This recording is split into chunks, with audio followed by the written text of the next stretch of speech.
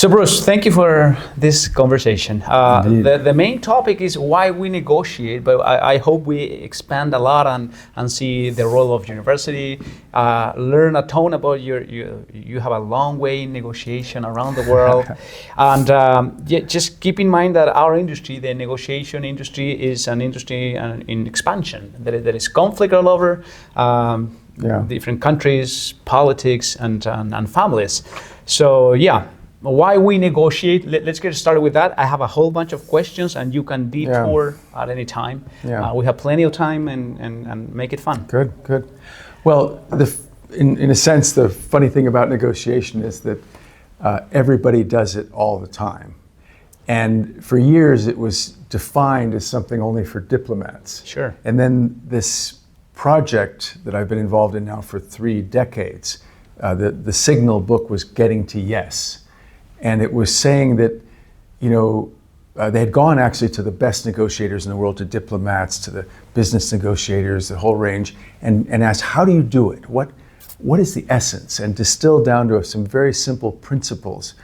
And then people realized, well, that's what I do with my landlord. That's what I do with my boss. That's what I do with my wife. You don't have to be, a head of state. So everybody negotiates all the time. And the amazing thing to me is that most people do it without any framework, without any understanding of, they may even be good, but not really know what they're doing. The beautiful thing about what I love about teaching negotiation is that we now have distilled a framework that allows people to be very confident. And I say that if you take one good negotiation course, you're immediately 80% better, because you have a more conscious way of and clear steps of how to not only realize your own interests, but as much as possible the interests of the other side, so that the agreement is durable and is beneficial to both sides. Entonces, viniendo del mundo de la diplomacia y el conflicto, trataron de entender y parametrizar qué ocurría en los procesos de negociación. Y se dieron cuenta que al final del día es lo que ocurre en todas las organizaciones, familias y grupos humanos. Entonces, para Bruce y para mí, nos damos cuenta del tremendo valor del negotiation training, de tener que un buen curso de negociación, nos dice Bruce, te puede marcar una tremenda diferencia en la formulación de acuerdos. So one of the things I like about negotiation is the possibility of unlock or unblock tons of potential value. Right. Before we met, we did not know what was going to happen in our relationship or negotiations endeavors. And in only a few months, we've been able to create value for the world, for ourselves, friendship, negotiation value, so many other things. The second point that I like is so interesting. It's to avoid so many missing opportunities, so many value distraction. ¿Sí? Entonces hay dos cosas que a mí me importan mucho. Puedes desbloquear valor en relaciones y organizaciones y evitar la destrucción de valor con buenos procesos de negociación. But tell me, so how it all started? You were at the very beginning, and when you guys were able to convert or translate what was the art of negotiation to methodology, science, and a lot of structure. Tell me more about that. Well, I think that the beauty of what I consider very lucky to be involved in 1982. There was at that time, the big negotiation was between the United States and Soviet Union on nuclear issues. It was the height of the worst point of the Cold War and nuclear arms race. I was, because I spoke fluent Russian, and was a Russian literature fan, I was brought right into the middle of the negotiations on nuclear risk with a Harvard project. And my good friend, William Ury, the co-author of Getting to Yes. So it started for me there, where we had high-level negotiations, and we were successful. Because the key problem in negotiation is that most people think of it as confrontation. It's our human instinct. We immediately think of, we instinctively react and feel threatened. It's interesting when you in our research on negotiation, when most people hear the word negotiation, they feel panic and they feel, oh, I'm not prepared, I don't know what I'm doing. And we were able to shift, as you say, to how do we unlock greater value for both sides? What are ideas and options that we haven't yet thought of? So part of the method and part of what was discovered and brought into the mainstream of teaching was, how do you make a yesable proposal for the other side? How do you put yourself in their side's shoes? We did that with the Soviets in the arms control talks, to see it from their perspective, not to give in on your own interests, but you'll be more effective if you understand how they see it. What are their fears, concerns, needs? So with that perspective, I call it strategic empathy. So you have empathy to realize your own interests and as much as possible the other. So this shift from confrontation to how do we increase the pie, how do we unlock value? There's so many, when you're in a confrontation, you're even on a cognitive level, you narrow your point of view, your sense of possibility. The method we use opens up for joint conversation, joint option invention. So that, for example, you want to buy a car from someone, mm-hmm. and you're haggling over the price. You're focused on the position. $3,000, no, $2,000, $5,000, $4,000. In fact, because of the focus on the position, very few people realize you can go underneath that and find out what the interests are. So maybe the person selling the car wants to do something good for the environment and not burn as much petrol, so they actually want a bicycle. It may be that you have a bicycle that you're not, a really good one. It's a simple example, but if you start talking about the interests, what do you really want? Maybe they'll lower the price of the car because you give them your bicycle, which you didn't even need, as an example. Because we have conflicting interests, shared interests, but also different. They want a bicycle. When you expand the conversation, you find ways to unlock value and to, surprise yourself with the way that you could really meet both sides' interests. Fue muy interesante cuando se empezó a generar metodología de negociación, que nos dimos cuenta que se podía expandir el círculo de valor y negociar por valor, pero también que las negociaciones era importante entender de poder. Lo que nosotros hacemos juntos en Adolfo Ibáñez es pararnos justo al medio, entender de poder y hacer todos los esfuerzos y utilizar nuestra energía para poder negociar por valor, expandir este círculo, y si somos capaces de generar más valor, va a ser mucho más simple la captura de valor, que al final del día es lo que nos lleva a cumplir nuestros objetivos. The Harvard negotiation project was started in 1976, I believed, and there are some good stories of your friends, Roger Fisher, Bill Urey, you just mentioned. I do believe that Roger Fisher came after he was part in Vietnam War, where he got this idea that something different and should be done to avoid or not avoid, to manage conflict in a different manner. Yeah. Can you tell me more about the Harvard negotiation project, the project on negotiation that I think it's the broader project, and hopefully more of Roger Fisher. It seems to be such a character, and you were so close to him. You were his friend, colleague, scholar, everything. Yeah. No, I consider myself so lucky because I arrived in the earliest years of the project. And Roger Fisher, he had been a weather reconnaissance officer in World War II initially. And he saw the destruction and the death, and many of his Harvard classmates died in World War II. Wow. At that point, as a human being, he really resolved, how can we deal with our differences without destructive conflict?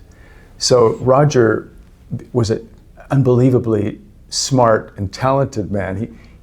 Every case that he argued before the U.S. Supreme Court, he won Wow. So he was a brilliant lawyer. But more than that, or not more than that, in addition to that, he was a human being who had deep concern for the welfare of the larger communities.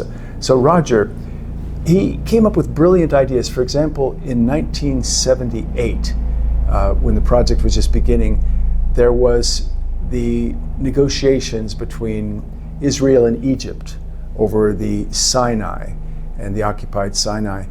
And the two sides wouldn't even talk to each other. So Roger had an idea that he told to the US Secretary of State, which was used and actually led to this historic negotiation, which is called the one text method. If you have two parties who are so hostile they don't want to talk, what you do is you become a mediator. You go to one side, and that's what was done initially to the Israeli side. How do you see the problem? What's your best approach? You write that down. You then go to the other side and say, here's something, criticize it. Tell me what's wrong with it. Nice. How do you improve it, right? And they say, oh, no, that's terrible, this, that. So then you take it back to the other side and say, well, how about this? No, this is still wrong. And 23 times it went back and forth between Egypt and Israel. And then finally, the mediator says, this is the best I can do. Take it or leave it. And they both signed. Nice. So the methods like that. Also the human side. In my work in the Soviet Union, it was Roger Fisher in our project that suggested the first time that President Reagan and President Gorbachev met, that they meet in front of a fireplace. So they're sitting there, and it creates a sense that there is possibility for collaboration. You go to the very human level of sitting together at a fire, sitting side by side looking at something as opposed to across a table in confrontation. So many specific techniques of getting to yes were developed. And Roger, he was tireless. I can remember so many nights when we younger members of the team, I was 25 and he was 75, almost 80, and he was still let's go one more draft. Some of the younger ones would say, come on, Roger, can we please go to sleep? Give it up. So that's the kind of passion that's really behind to create a more peaceful world. Beautiful. Yeah. And Bruce, tell me more about the time you were in Russia. It just seems so interesting. You have a business case with your friend, Professor James Evenius, I believe, about the KGB.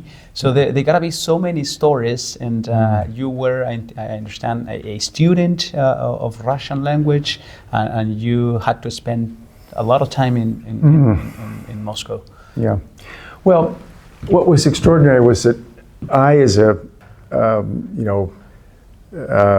doctoral candidate in Russian studies at Harvard at that point and had mastered the language, brought into this delegation that had the dean of Harvard, the former chairman of the Joint Chiefs of Staff, the top military officer in the United States, experts on nuclear issues. And I was there initially because I was able to help facilitate the conversation with the Russians, and more than just, we had translators, but I was able to understand both sides with William Ury. And it was a time when there were some breakthroughs about how to set up initially just places for conversation between the two sides. We played a role in getting the first nuclear risk reduction centers, where both Russians and Americans sat side by side and monitored the danger of nuclear risk.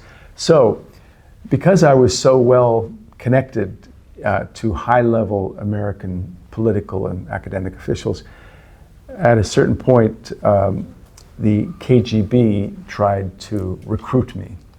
So it's a long story, and as you say, it's a Harvard business case for hard bargaining, because I was set up completely unaware, taken to the far distant part in Moscow, alone with a KGB general who began threats and offers and money and career and secret documents. And I had to, as having had some good training in negotiation, I had to negotiate with the KGB. Wow. And so, the lessons I learned there, I've been able to apply further in other tense negotiations.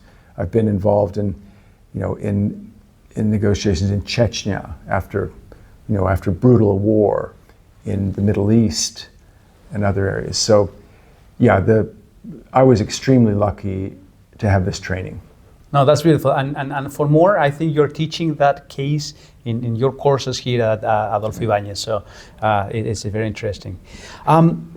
Let's go back again to the program on negotiation. I also learned that you guys, there was a tight group of negotiators that would invite people from all over the university and have these work sessions, weekly work sessions, which out of that you will build some briefing, some memo of this rich meeting, and you will send that to people, politicians, diplomatics, that will be helpful for them to read this. How was that process? Well, I think that Roger Fisher, William Ury, our whole team,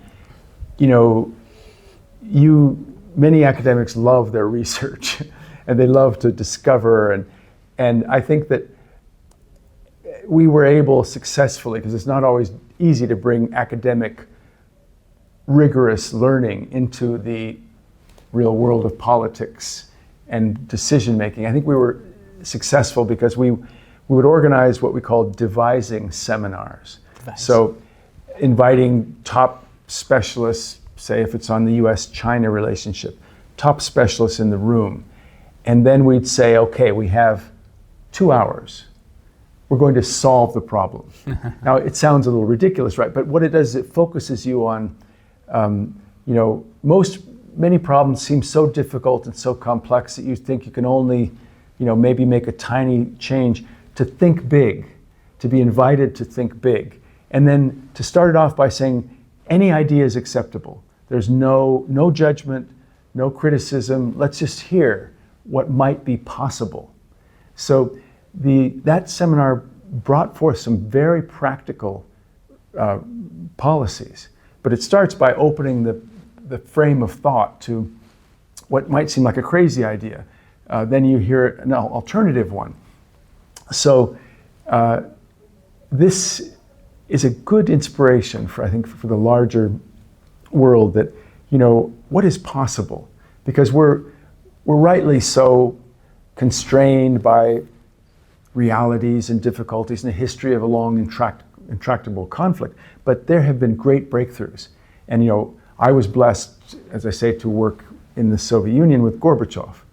And no one thought it was possible that the Berlin Wall would come down. And we were involved over several years before that in back channel conversations with ideas. How could we do this? And that's we have to hold those moments of possibility and success, kind of. Possibilism as Bill Ury saying I'm not an optimist or a pessimist, I'm a possibilityist.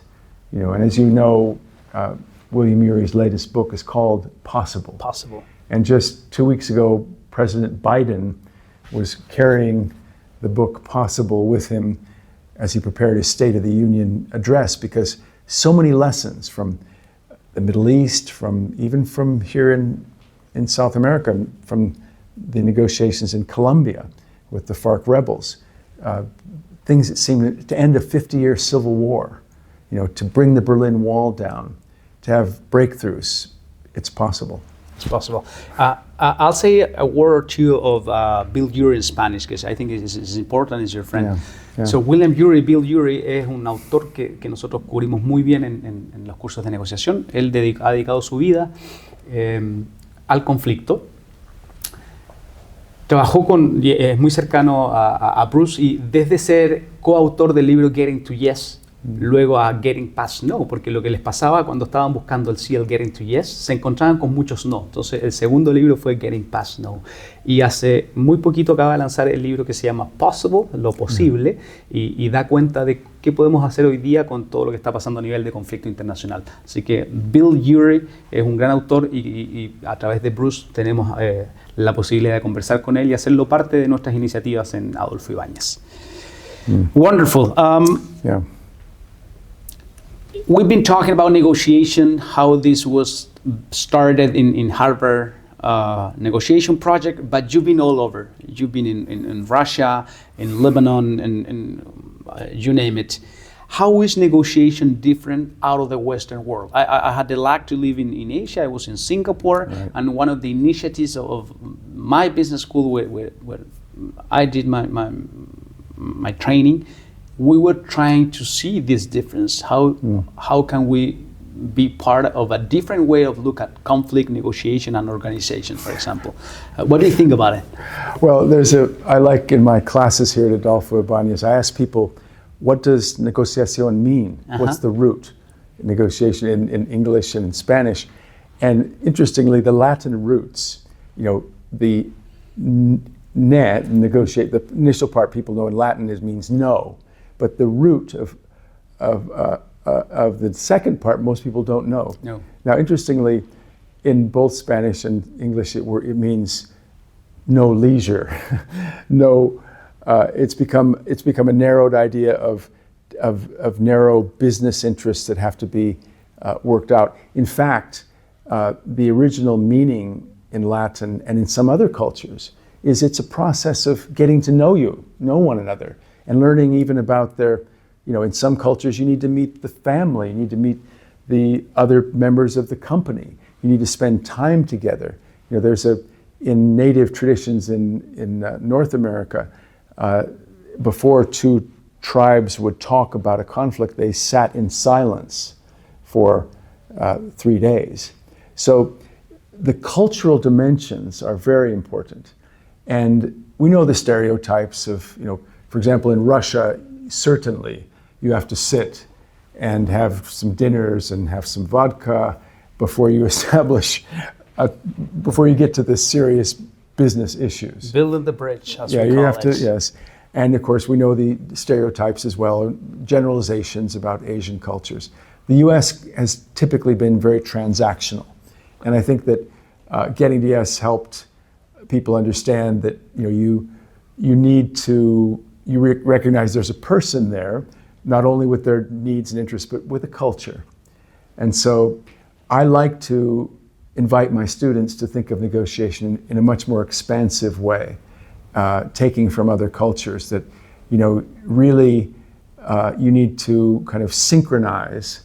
In fact, one of the wonderful things we're doing at Adolfo Ibáñez right now is combining negotiation and neuroscience, because there's a whole science now of how individuals synchronize at a level of brainwaves, and therefore able to think more creatively.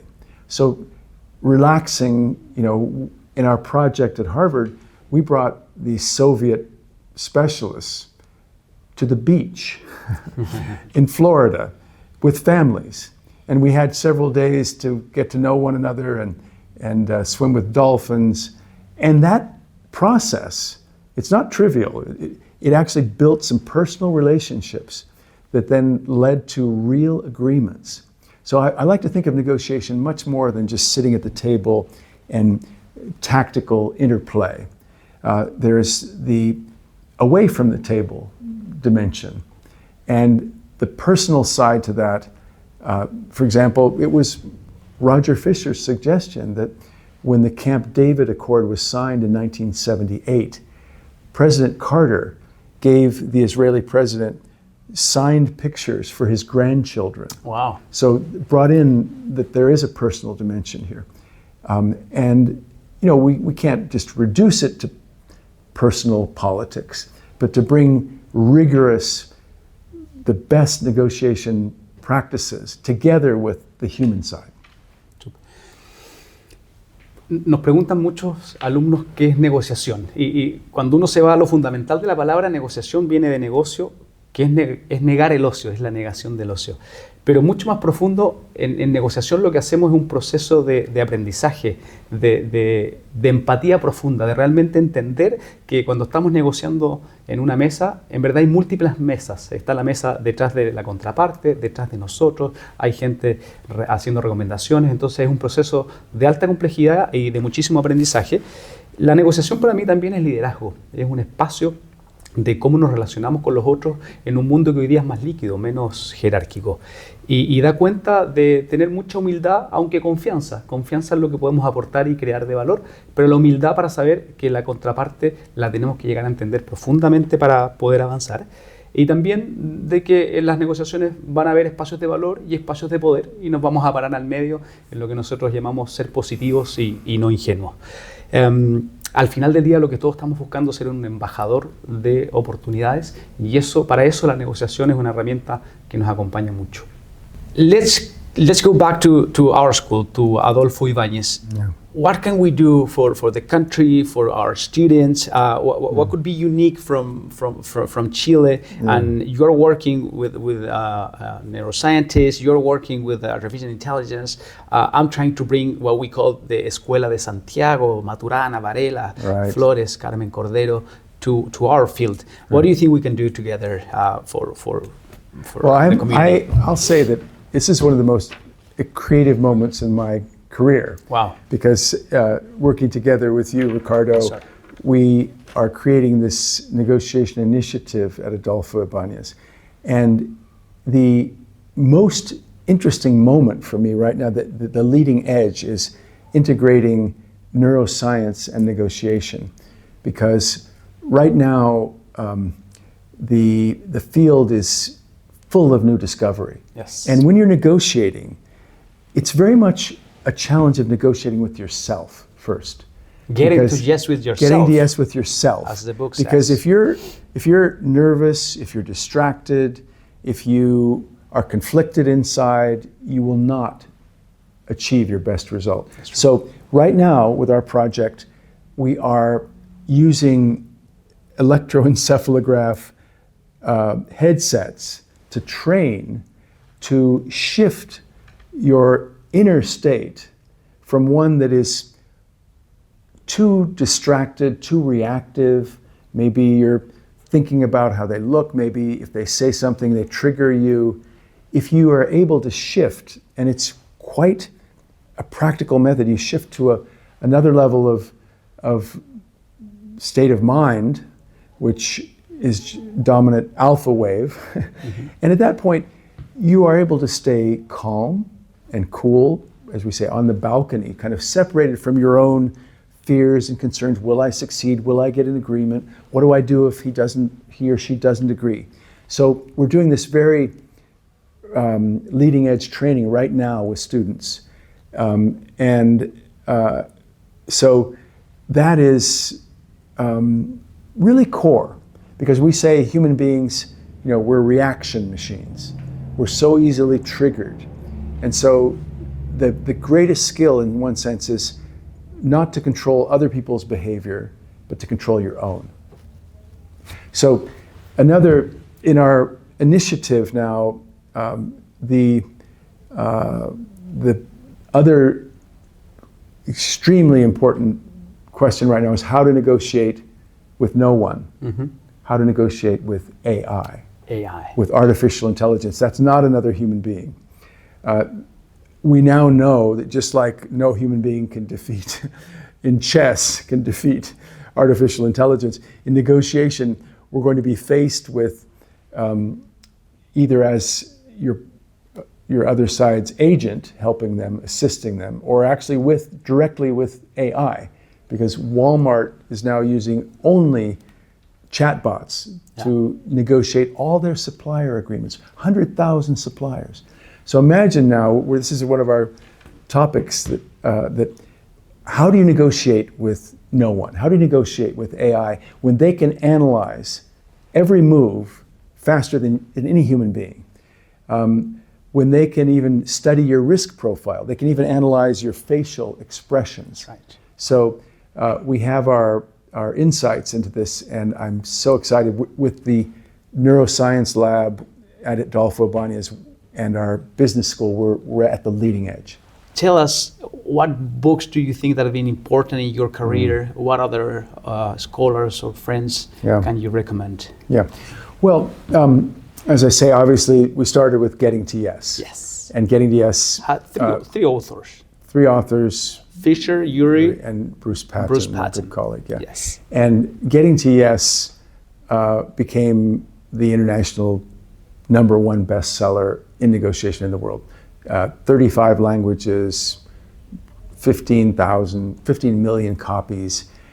And so that really, it became the Bible of win-win negotiation. Yeah. And the next interesting innovation, which came from our colleagues, Jim Sebanius, was 3D negotiation. Because people tend to, as I've said, be focused more on the tactical skills and communication, all very important. But what can you do away from the table?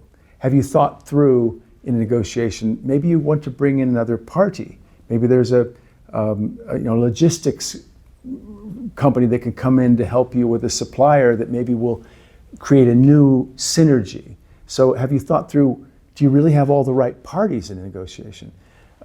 What sequence do you meet with them before you ever get to the table? How do you communicate? What can you do away from the table? So the next thing is, what can you do at the drawing board? Have you spent enough time really thinking through the ways you can structure the deal? So 3D is away from the table, at the drawing board, and then at the table. So that was a big revolution for thinking that helped expand preparation and the whole idea of what negotiation is. Now, Dan Shapiro is an extraordinary, voted one of the most popular professors at Harvard.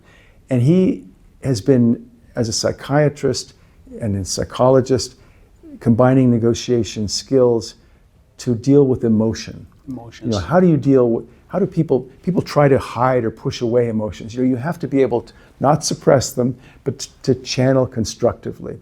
So right now, with you, Ricardo, I'm very happy that we are creating a project where Chile is actually at the center of attention, because I personally, my family, we're having a home in Chile. We really love this country, and I love the outdoors and Patagonia and the Andes, and my daughters have just come back from a beautiful trek in Patagonia. But there's something more, which is, to me, Chile is this symbol of it's a country on the edge of the world, right? And just like other countries, Sweden or even Costa Rica and others, that aren't in the center of the big power conflicts, can play a role as mediators, as giving perspective. So I see the symbol of the great Andes as a kind of balcony. We've developed this project, the balcony on the Andes. So William Ury and Dan Shapiro and other colleagues, and we want to bring this notion that symbolically, from a country that's relatively neutral and has a perspective. The big conflicts, the great power conflicts, are all in the northern hemisphere. Right. China, U.S., Russia, Middle East, India, Pakistan. So I think Chile has a role that is quite extraordinary. And the Andes being the symbol of the balcony and a place of perspective. So with the telescopes as well, the fact that, Dan Shapiro and myself, and now with you, we're studying the effects that astronauts have experienced, which is called the overview effect. When you're in space looking at the Earth, many astronauts come back completely transformed. They want to take care of the Earth. They want to work on peace and cooperation. So in this project, the balcony and the Andes, we want to combine mediators and the astronomers who look into the beautiful galaxy and get inspired that maybe our little human conflicts need to be kept in perspective. So we have astronauts involved now. So the astronauts who've seen the Earth from space, and then those with our great telescopes in Chile, see the extraordinary, awe-inspiring views of the universe, with intelligent analysis of the negotiation challenges in conflicts around the world. We want now to establish a series of meetings over the coming year, which we're going to begin in June. So we have this unusual combination Because even we want to bring musicians. You have to have the human element as well as the rigorous analysis of conflict together with the inspiration that comes from looking at the galaxy and from those astronauts, ones we have involved who've seen the fragility of the Earth and the wholeness of the Earth. Cuando vivía en Singapur es un país muy pequeñito en Asia, rodeado de países muy grandes y poderosos como China, Tailandia y Malasia. Había un dicho que ballena no come camarón. Con Bruce nos damos cuenta que Chile está en un momento de gran perspectiva. Es un país pequeño, todo el conflicto mundial de hoy día ocurre en la parte norte. Por lo tanto, el proyecto Balcony on the Andes, tener perspectiva desde la cordillera de los Andes, nos motiva mucho. Lo estamos construyendo con el horizonte de en junio tener un primer simposio y otro en septiembre.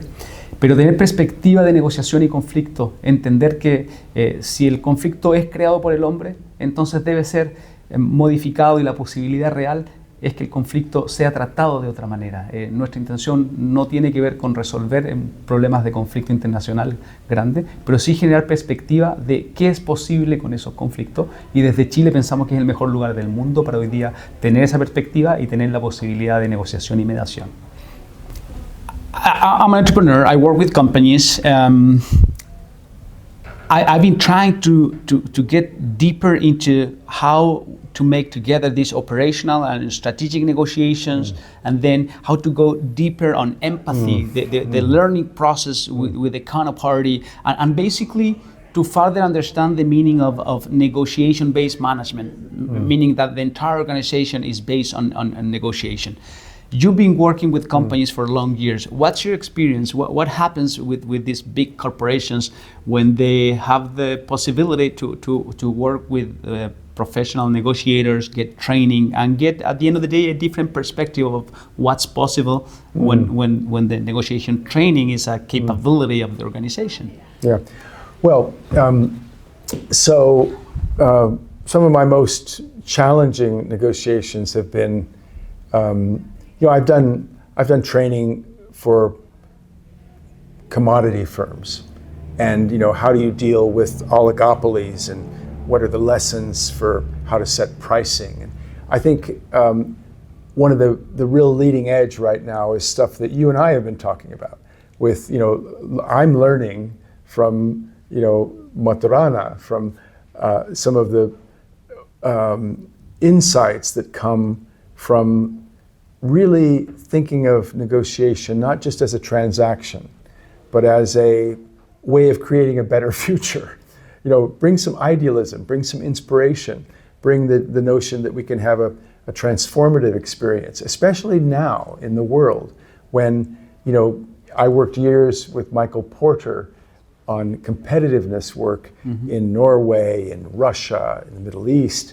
And, when I started in the field 35 years ago, the five forces of Michael Porter. Sure. It was all about, brilliant analysis, but it really wasn't about a transformative view and a relation to community and to larger purpose. Now Michael Porter, has written in, I think, 2012, shared value. It's not just shareholder value or, the bottom line of profit. You actually want to be thinking about how to create shared value for not only your employees, but the community.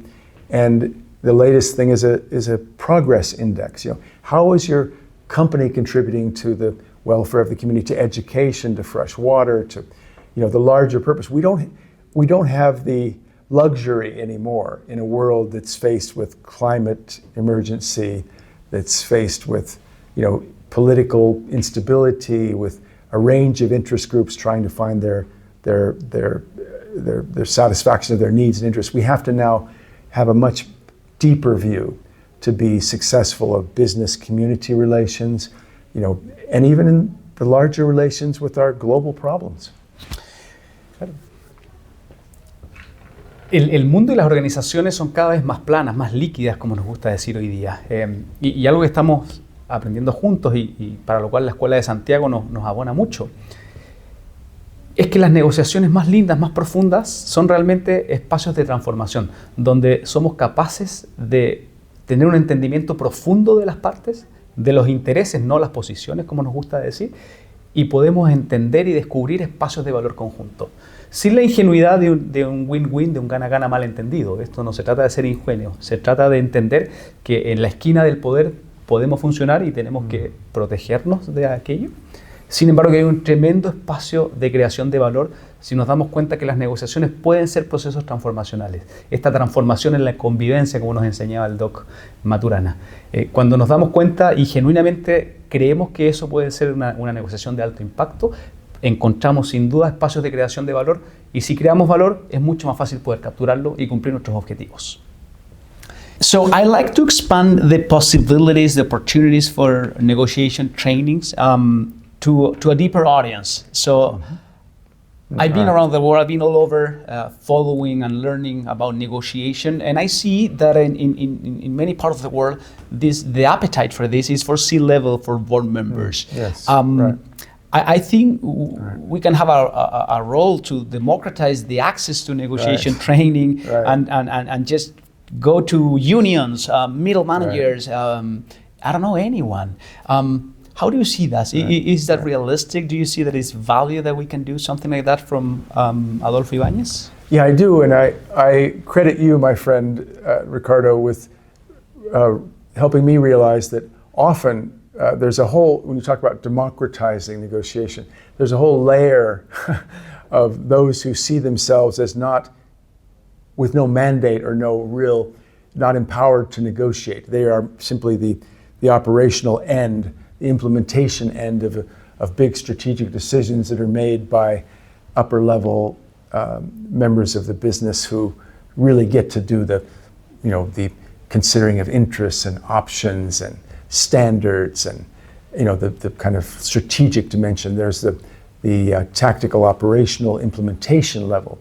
And I really like the work we're doing together right now to build a framework for how those who see themselves as sometimes insignificant implementers of other people's decisions, that we have ways of empowering them to see how to make a promise-based, successful implementation of the strategic plan, and actually in that process open up new insights and bring back to more senior management things that perhaps they didn't even see. Wonderful. Let's talk about industries. So I've been doing a ton of work with, so I like startups, I like technology. So UI, UX teams, technology, products, that's my jazz. I love to do work with that. I also, I'm learning a ton about hydrogen. That industry in my beloved Magallanes, I'm from Patagonia. Right. I live here in Santiago, but my heart lives there, and you know that. So we gotta be an actor there to facilitate the process. It could be difficult to find a place of understanding between my beloved colleagues in Magallanes and all the international investment that we need to make this a reality, which is so important for the country. And what other industries are interesting to you? Where do you think we can help? We can provide support to find understanding and to get to yes. Yeah, well, the challenges facing business now are greater than ever, where they can no longer externalize costs, whether it's lithium mining in Atacama, the challenge of really not just symbolically or greenwashing, but actually building a relationship with the community that's mutually beneficial. I am from the state of Oregon in the United States, and on our border is the biggest lithium resource in the United States. And the same problems are there as we find here, which is how can you honor those who lived there initially, who love their environment? How can you have less intrusive, to do extractive industries? So this involves deep negotiation, relationship building, and there are many creative processes to build that level of trust and of shared interest. And it involves new technological innovation. It involves, longer term planning.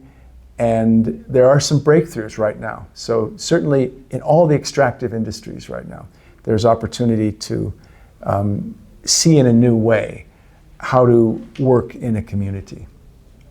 Wonderful. En materia de negociación hay muchas industrias que están cambiando y nosotros queremos ayudar.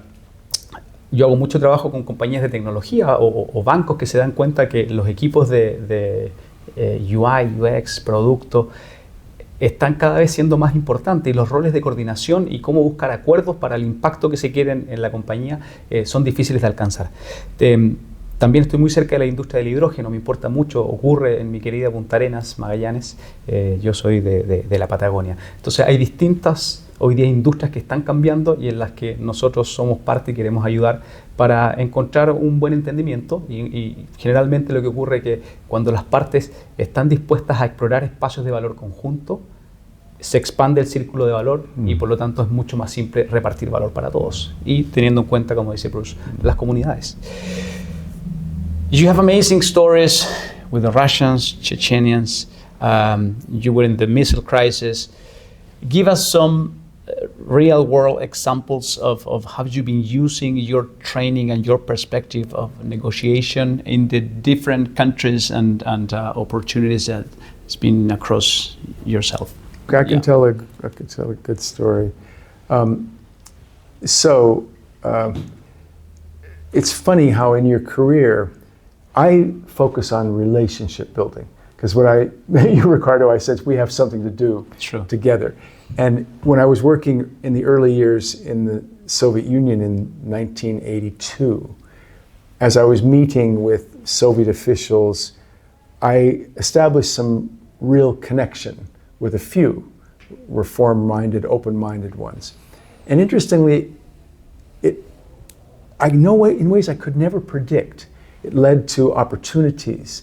For example, one of the officials I got to know in 1982-83 became Gorbachev's closest personal advisor. Wow. So I then had access to the Kremlin, to Gorbachev's inner circle, and as Gorbachev opened up forbidden topics, taboo topics, I was able to work with my colleagues at Harvard to organize a series of meetings on the Cuban Missile Crisis.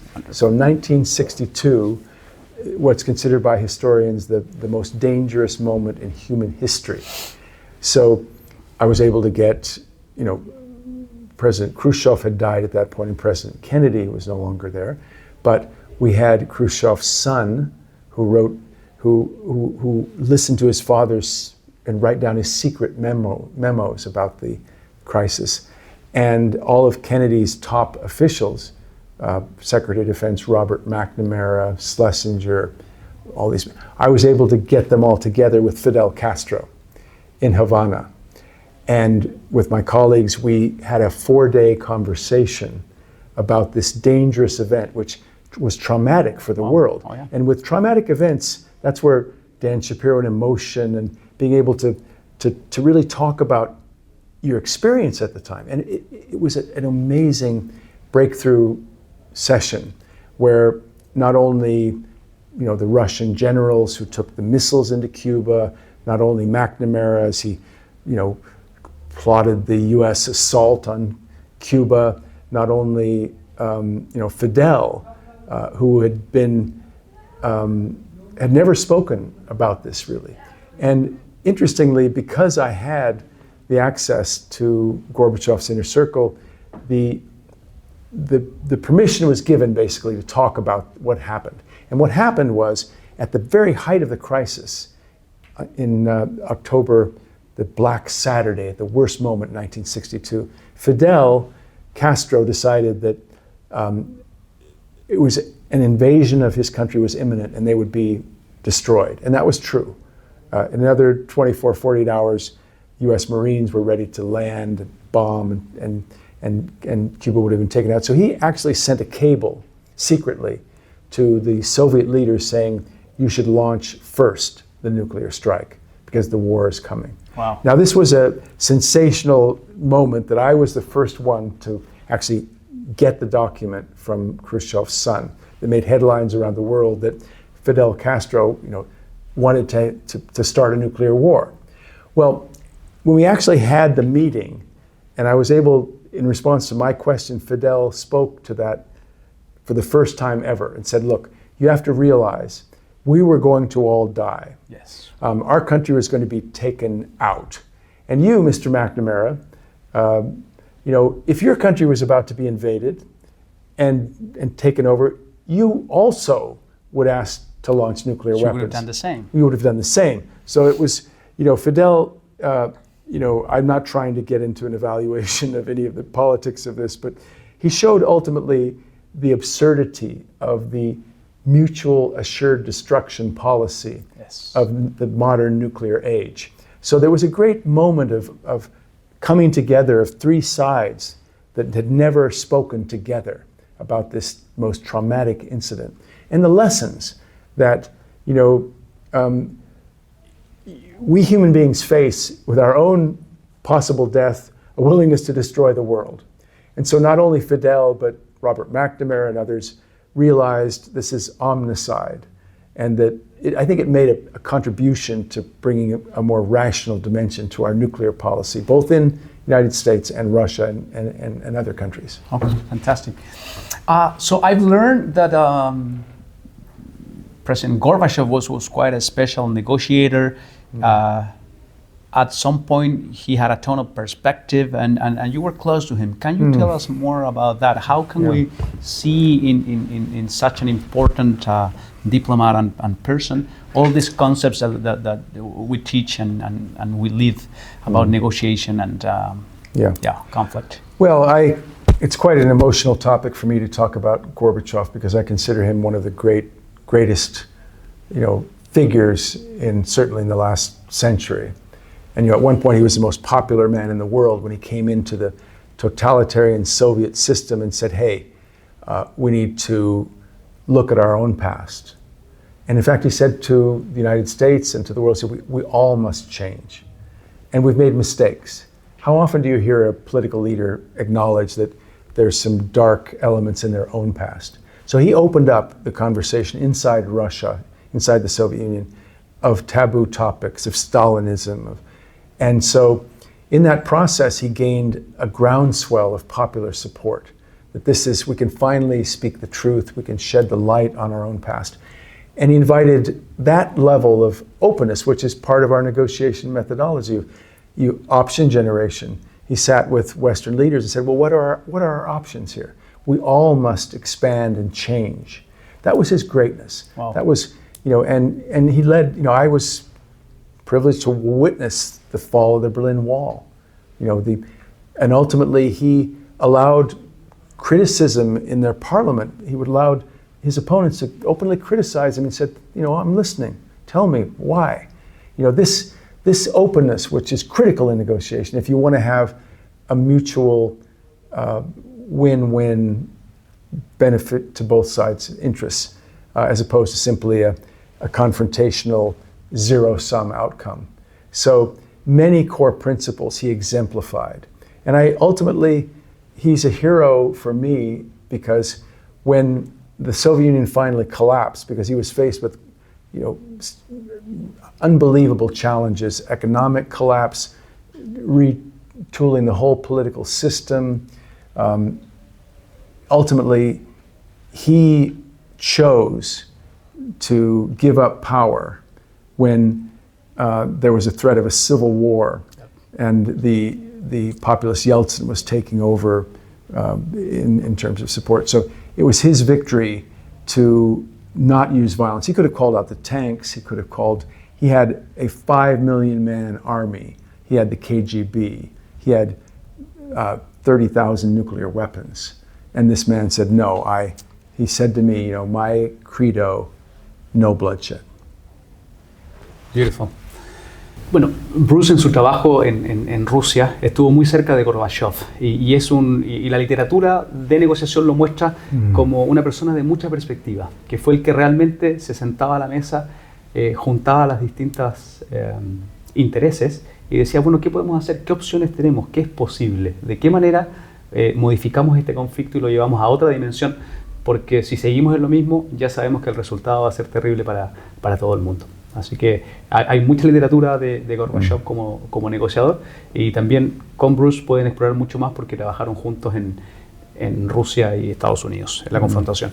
I often hear, and when there is conflict, or even in organizations, when we have difficult people sometimes, and which I understand is quite normal.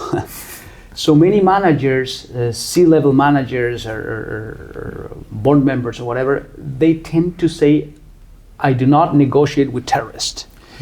I disagree. I know you have good stories and tons of experience with that. How can we build upon that? Well, I had to negotiate with the KGB. It wasn't by choice. But I've been involved in complex negotiations, particularly after the first Russia-Chechen war. Now, the challenge here was that there was a moderate leader who'd been elected democratically in Chechnya. Okay. I became very close to him. And his challenge was, how do I reach an agreement with Moscow, with the Kremlin, and find a way to bring my own extremists along with me? Okay. Because the challenge when you have, in this case, Islamic extremists who really were set on full separation, Sharia law, and yet without at least some compromise with them, you couldn't reach a deal, and they could torpedo it with terrorist acts. So I worked with President Maskhadov, the Chechen president, to bring in the extremists into a conversation, and having the Russian leaders and the Chechen leaders together, we brought them to the Peace Palace in The Hague. And we had many hardliners from the Chechen side, and we listened. You know, we wanted to, first of all, make sure they're heard, because if you don't give a chance to understand what's behind the terrorism, it's past trauma, it's a feeling that they were marginalized, and just like I say, I will not talk to you. By bringing them into the dialogue, you have a chance to have a lasting solution. If you exclude them, they can torpedo the agreement with a single terrorist act. Para ir cerrando, estamos convencidos que esta nueva iniciativa de negociación de Adolfo Ibáñez va a ser un gran aporte para el mundo empresarial, para Chile como sociedad, entendiendo que hay una gran oportunidad de encontrar mejores espacios de entendimiento y creación de valor en estas organizaciones. Con Bruce estamos trabajando en distintos artículos para poder publicar, y también en esta gran iniciativa de poner a Chile con perspectiva para mirar el mundo del conflicto. So Bruce, tell me, just to start closing this beautiful conversation, what do we do? What's going to happen with the negotiation initiative that you've been directing? I'm very happy with the opportunity to be talking and working with you. But tell us more what Adolfo Ibáñez doing, and what kind of impact can we have? Well, I am extremely enthusiastic about our initiative here at Adolfo Ibáñez in negotiation in the age of AI. And Ricardo, I think it's a very great learning opportunity for me to bring my experience together with yours and others at the university. As I think we're bridging two worlds. And so with you, we want in this coming year to expand our training in negotiation at the university, to create a new open courses dealing with AI. How do you negotiate with AI? We're working with Congreso Futuro to do a study and report together. So I think that there's a chance now to bring negotiation all the way through the business school, even to other schools at the university, because it is a critical dimension for all of our personal, business, and global success. No, and this is so relevant because it's been happening in all the top level schools around the world. But I think it's quite brave, and it gives me a lot of energy that Adolfo Ibáñez is pushing this initiative. And of course, this is possible because you're here. So thank you for being here. Thank you for being in Chile, and thank you for being my friend. Thank you, my friend. Okay. Appreciate it. Thank you.